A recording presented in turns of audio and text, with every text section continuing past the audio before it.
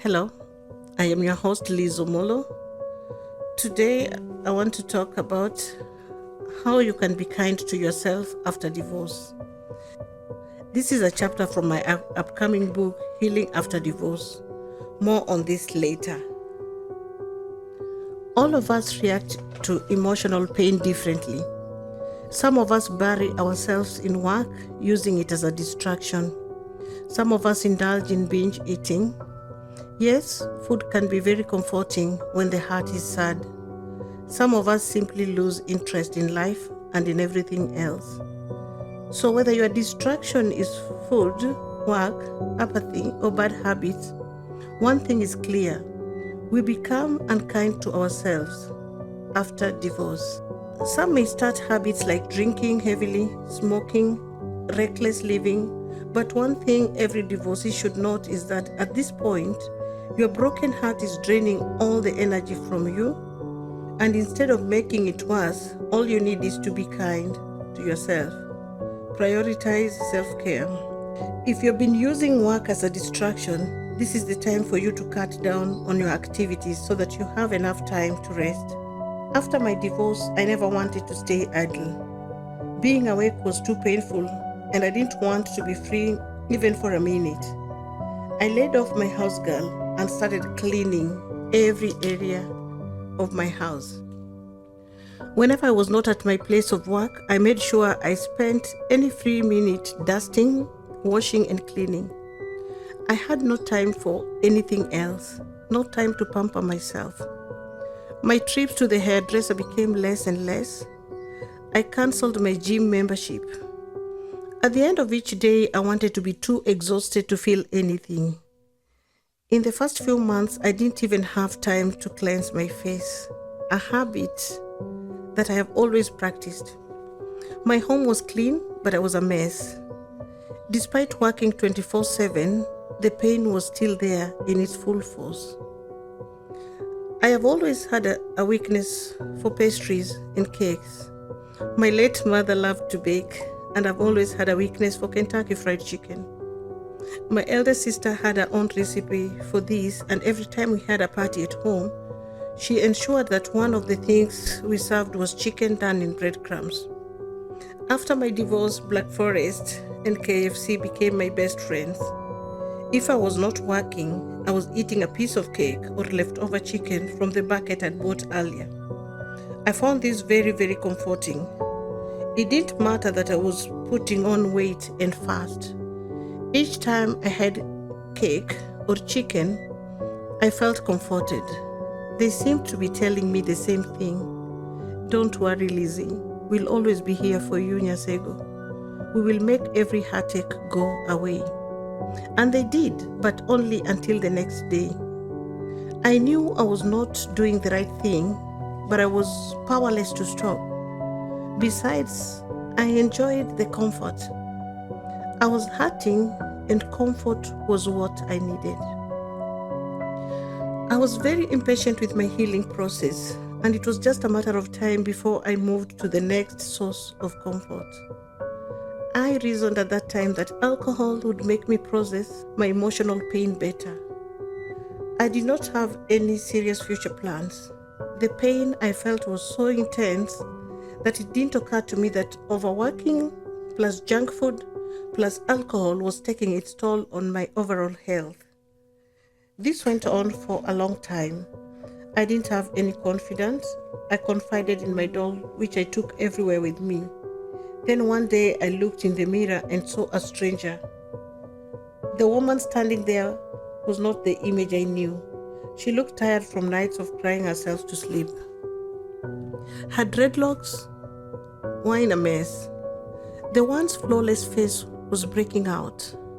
I looked at her waistline and almost jumped.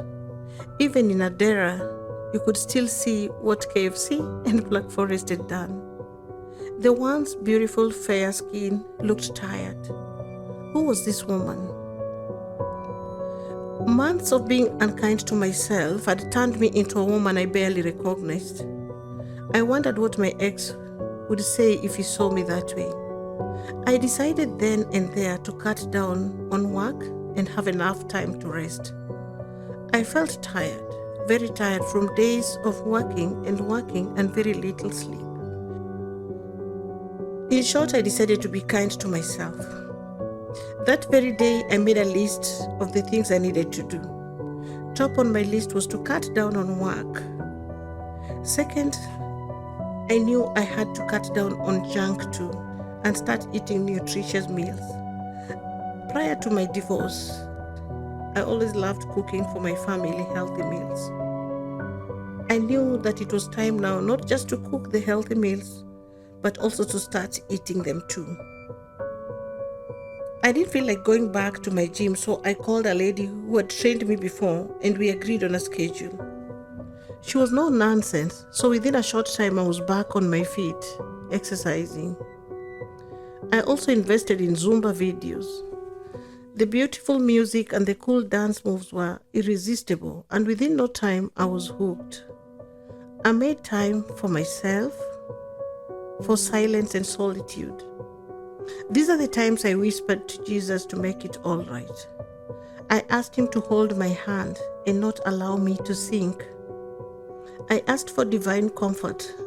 I told God everything I was feeling and how I was powerless to stop. I missed the woman I had been. What was it about the loss of love that could turn a once loving, happy woman into an emotional wreck headed for self-destruct? Yes, I decided there and then to be kind to myself, to cast all my cares unto him because he cared for me. I decided also to be patient with myself, knowing that it would take me longer to get things done than I did with ease in the past. I made my list and my plans and stuck by them. I had treated myself so unkindly, but that was about to change. In the midst of an emotional storm like the one I found myself in, the hardest thing to do is to be kind to yourself. You can feel yourself drowning, slipping into that deep black hole, but you're powerless to stop. It's also in the midst of an emotional storm that you can find the strength to cling onto anything just to survive. Being kind to yourself involves not just the physical exercises, but also treating yourself with compassion, understanding, and respect. You are hurt because things did not go as you planned, but you must acknowledge your humanity, accept imperfections, and forgive yourself for any perceived mistakes. It's important to recognize that everyone makes mistakes. No one is perfect. Also understand that your sadness and frustrations are valid. Being kind to yourself also means that you treat yourself with the same kindness you would offer a loved one. Speak to yourself without judgment. Forgive yourself for the mistakes and learn from them. It also means making time for activities that bring joy and relaxation. Once I took the bold step towards healing, I spent my free time hiking and going for bird watching. I spent my evenings reading books by my favorite authors. Other times I volunteered at a local orphanage. I ensured that I got enough sleep, ate nutritious meals, and exercised regularly. Aside from that, I set achievable goals and celebrated every win, big or small. Being kind to myself meant treating myself with the same care and understanding I would offer someone I love, while acknowledging that I'm human and will make mistakes and experience challenges along the way. About my book, Healing After Divorce, you can check out the website link in the description. Thank you for joining me today. For topics of this kind, you can subscribe to Word with Liz.